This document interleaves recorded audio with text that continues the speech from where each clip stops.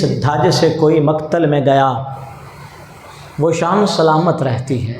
مرنا تو ہے، ہر ایک نے مرنا ہے۔ آپ کیا سمجھتے ہیں وہ جو 72 لوگ میدان کربلا میں ہیں اور جی لیتے تو کتنا جی لیتے؟ کوئی 10 سال اور جی لیتا، کوئی 20 سال اور جی لیتا، کوئی 50 سال اور جی لیتا، کوئی 100 سال اور جی لیتا۔ اس سے پہلے بھی تو بہت لوگ دنیا چھوڑ کر گئے ہوں گے، اور اس کے بعد بھی کروڑوں نہیں اربوں لوگ شاید دنیا چھوڑ کے جا چکے ہیں۔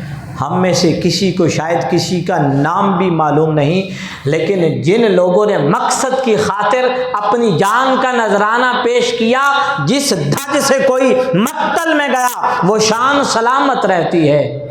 یہ جان تو آنی جانی ہے، اس جان کی کوئی بات نہیں، چلی جائے گی، مر جائیں گے۔ چلو اس وقت وقتی طور پر باطل کے ہاتھ میں ہاتھ دے کر بچ جائیں گے، جان بچ جائے گی، تو کتنا عرصہ اور جی لیں گے؟ 10 سال، 20 سال، 40 سال، لیکن ساری زندگی یہ تاریخ میں لکھ دیا جاتا کہ محمد الرسول اللہ صلی اللہ علیہ وسلم کے نواسے نے باطل کے ہاتھ میں ہاتھ دے کر اپنی جان بچائی ہے، نانا کا دین نہیں بچایا۔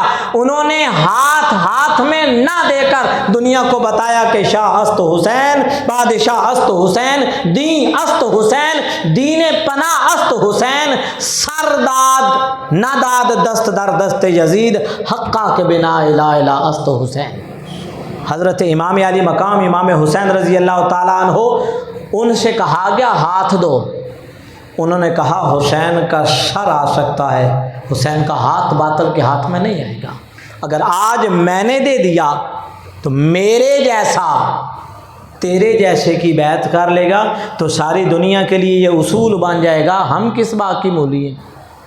یہاں اتنی بڑی پرسنالٹی، دنیا کی سب سے بگ پرسنالٹی حضرت محمد رسول اللہ صلی اللہ علیہ وسلم، ان کے نواسے نے کمپرومائز کیا ہے، باطل کے ہاتھ میں ہاتھ دیا ہے۔ ہمیں کیا ہے؟